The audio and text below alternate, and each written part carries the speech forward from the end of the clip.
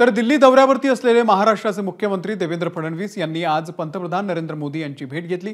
यावेळी त्यांना अश्वारूढ छत्रपती शिवाजी महाराज यांची प्रतिमा फडणवीसांनी भेट दिली। याशिवाय राष्ट्रपती, उपराष्ट्रपती, केंद्रीय मंत्री, भाजपचे ज्येष्ठ नेते तसंच गृहमंत्री अमित शहा यांची देखील भेट घेतली।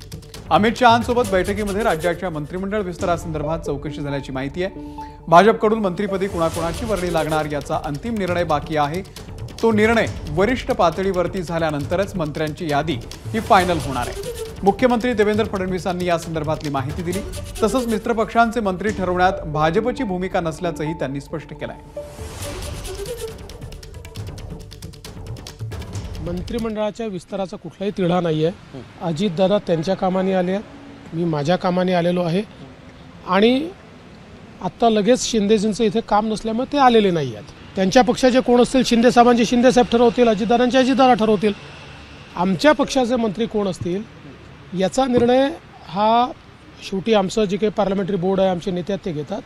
प्रत्येक विभागातनं प्रॉबेबली कोण मंत्रिपदाचे उमेदवार असू शकतात, कोणाला आपण बनवू शकतो असे एक प्रॉबेबल शॉर्टलिस्टिंग देखील त्यांच्यासोबत आम्ही केलेलं आहे।